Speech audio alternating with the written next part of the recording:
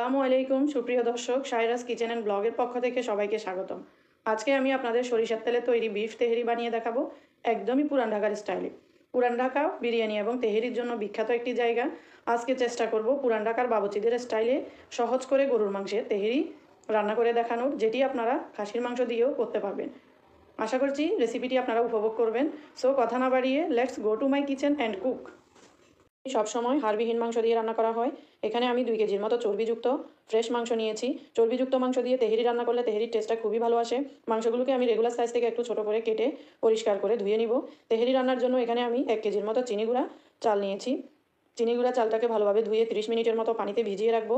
ভিজিয়ে রাখলে চালটা কুক হয় খুব তাড়াতাড়ি। একটি ফ্যান বসিয়ে দিব। তেহেরি রান্নার জন্য আমি দিয়ে দিচ্ছি 1.5 কাপ পরিমাণ সরিষার তেল। আর তেহেরির পারফেক্ট টেস্টটা পেতে হলে আপনাদের কিন্তু সরিষার তেলটাই ব্যবহার করতে হবে।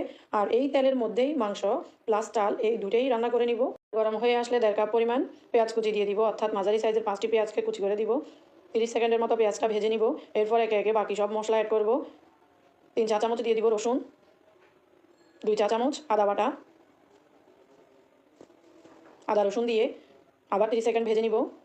ধনিয়ার গুঁড়া 2 চা চামচ, জিরার গুঁড়া 1 চা চামচ। এখানে আমি কোনো হলুদ মরিচ ব্যবহার করব না। দিয়ে দিব স্পেশাল গরম মশলার গুঁড়া। এই স্পেশাল মশলাটি আমি বাসায় তৈরি করেছি। এই মশলার এই ভিডিও ডেসক্রিপশন বক্সে দেওয়া থাকবে, আপনারা দেখে নিতে পারেন। 1/2 কাপ পানি দিয়ে মশলাটি কষিয়ে নিব। মাঝখান থেকে ফালি করে 6 থেকে 8টা কাঁচামরিচ দিয়ে দিব, স্বাদ মতো লবণ দিয়ে দিব। কষিয়ে নিব। মশলা কষানো হয়ে গিয়েছে।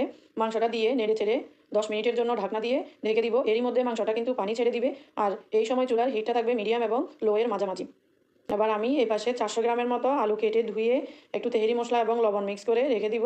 দেখুন মাংস থেকে যথেষ্ট পরিমাণে পানি ছেড়ে দিয়েছে। আর এই পানিতেই মাংসটা 45 থেকে 50 মিনিটের মতো রান্না করে নিব, একদম চুলার আঁচ লোতে রেখে। মাঝে মাঝে ঢাকনা খুলে একটু নেড়ে ছেড়ে দিতে হবে যাতে নিচে লেগে না। আরেকটা প্যানে তেল দিয়ে তেলের মধ্যে আলু ভেজে নিব। তেহেরিতে অনেকে আলু ইউজ করে না, কিন্তু আমার কাছে আলুটা খুবই ভালো লাগে তেহেরির সাথে, তাই আমি ব্যবহার করলাম। আপনারা চাইলে এটি স্কিপ করতে পারেন। ডিমগুলোও একই রকমভাবে ভেজে নিব। ফিরে আসলাম 45 মিনিট পর। দেখতে পাচ্ছেন মাংসের পানিটা ফ্রাই শুকিয়ে গিয়েছে এবং তেলটা সেপারেট হয়ে গেছে। সো মাংসটা কিন্তু রান্না হয়ে গিয়েছে। মাংসটা একদম সফট হয়ে গিয়েছে। রান্নার একটা ইম্পর্টেন্ট টিপস হচ্ছে, আপনারা তেহেরির জন্য যে মাংসটা রান্না করবেন ওই মাংসের তেলেই তেহেরির চালটাকে ভেজে নেওয়া হয়। 4টি তেজপাতা, 4 টুকরো দারচিনি এবং 6টি এলাচ 30 সেকেন্ড ভেজে তেহেরির মাংসের তেলেই চালটাকে ভেজে নিব। ভিজিয়ে পানি জড়িয়ে রাখা চালটা অ্যাড করে দিব। ভালোভাবে চালটাকে আমি তেহেরির এই মাংসের তেলের মধ্যেই ভালোভাবে ভেজে নিব। এতে করে মাংসের তেলের আর মশলার যে ফ্লেভারটা সেটা চালের সাথে ভালোভাবে মিশবে। আর তেহেরিটা খেতেও কিন্তু খুবই ভালো লাগবে। এবার তেহেরির মাংসটা অ্যাড করে দিব। মাংস অ্যাড করে ভালোভাবে নেড়ে নিব। এখানে আমি 1 প্যাকেট তেহেরি মশলা ইউজ করতেছি। আপনারা চাইলে এটি দিতে পারেন, না হয় স্কিপও করতে পারেন। স্বাদটা কিন্তু পারফেক্টই আসবে। ভেজে রাখা আলুগুলো দিয়ে দিব। আলু দিয়ে আরও কয়েক সেকেন্ড ভেজে নিব।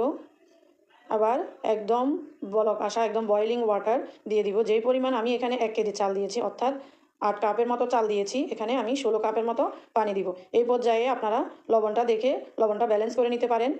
লবণ দেওয়ার পর লবণটা যদি এই পর্যায়ে মনে হয় যে একটু বেশি আছে, তাহলে লবণের যে টেস্টটা ওটা পারফেক্ট আসবে। আর যদি মনে হয় পারফেক্ট আছে, তাহলে তেহেরি রান্নার পর লবণটা কমে যাবে। তাই লবণটা আপনারা এই পর্যায়ে ব্যালেন্স করে দিবেন। তরল দুধে আমি কিছু জাফরান ভিজিয়ে রেখেছিলাম। জাফরান আর দুধের মিশ্রণটি দিয়ে দিয়েছি। ভিডিওতে স্কিপ হয়ে গিয়েছে। এটি দিলে তেহেরির ভিতর একটি সুন্দর কালার আসে।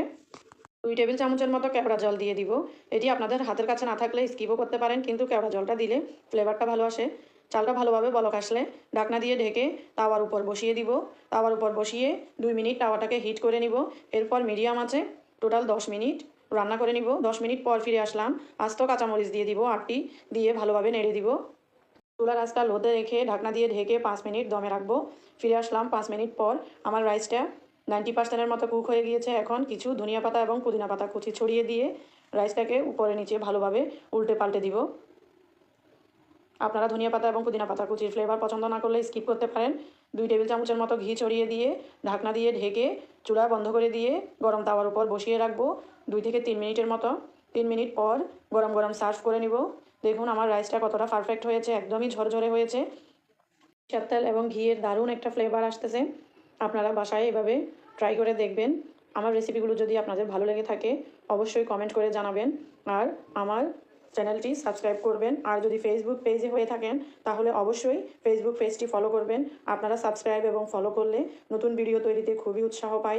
একটা ভিডিও তৈরিতে অনেক এফোর্ট দিতে হয়, অনেক সময় দিতে হয়, তাই সাবস্ক্রাইব করে অবশ্যই পাশে থাকবেন। সবাই ভালো থাকবেন, সুস্থ থাকবেন। আল্লাহ হাফেজ।